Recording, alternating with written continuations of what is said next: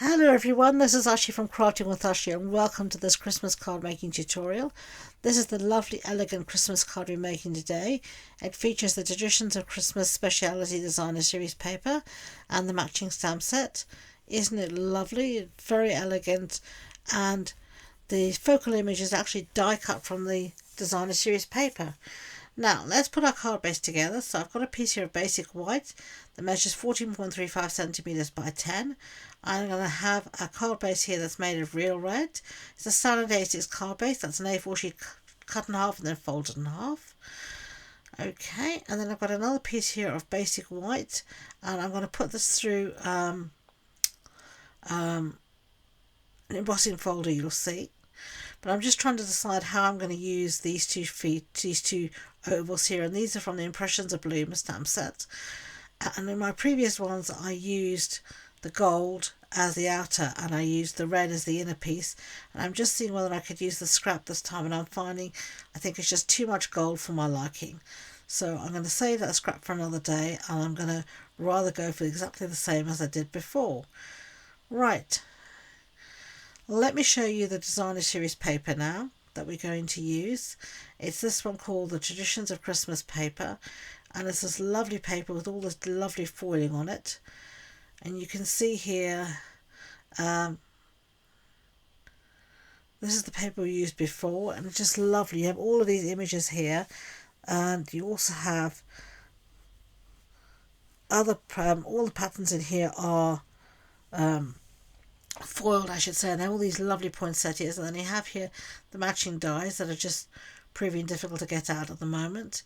And then you've got this large die here which will, as you can see, die cut up this image, and then you've got a different die which will die cut the images on the left hand side that I did before.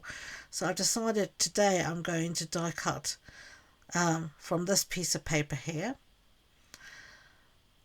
Okay, and you can see there, that one works just like that. Isn't that lovely? So I'm just going to use my scissors to cut this out, and if by the magic of video editing you can see here I've die cut that out of the Designer Series paper, and I'm trying to decide whether I want to back it on the gold or the red, and I go for the red. I think the gold is just too much gold, and we'll save that for another day. So now you can see here I've got my real red background, and then you've got as well my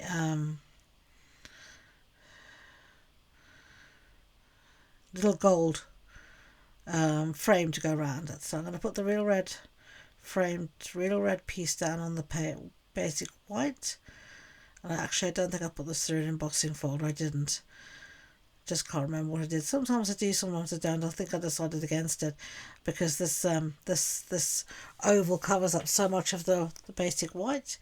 And then here I've got my lovely little gold frame, and I'm just going to use my reverse tweezers, which are covered in glue unfortunately, and as is my glue as well. So just going to put a tiny bead around here, and I'm just going around that like that, and then I'm going to just wipe off any excess, and then I'm going to take this to my card. Normally with a foil sheet I would rather use a dry adhesive, because I don't like to get any glue on the foil, but this is such a thin piece that I really needed to use the wet adhesive. So I'm just going to, you can see here it just lies around the red, so the red is actually inlaid within the gold foil frame. And then I'm just going to use wire blocks to hold that in place until it dries. And then I'm just going to use a little cloth here to wipe that glue off my silicone mat. There we go. And now I'm going to put some dimensionals on just on the back of my little what you call a focal image here. Really simply done. As you know, I'm very generous with my adhesive. I don't want this going flat in the post. And then I'm going to use a few baby ones here at the top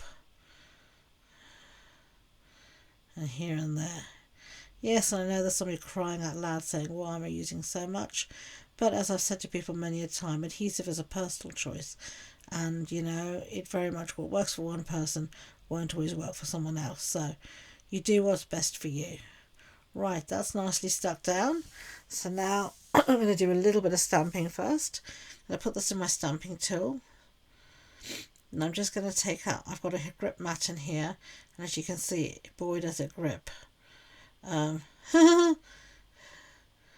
I'm just putting it back nice and straight because it wasn't straight before. And you can see me having a nice fight with it.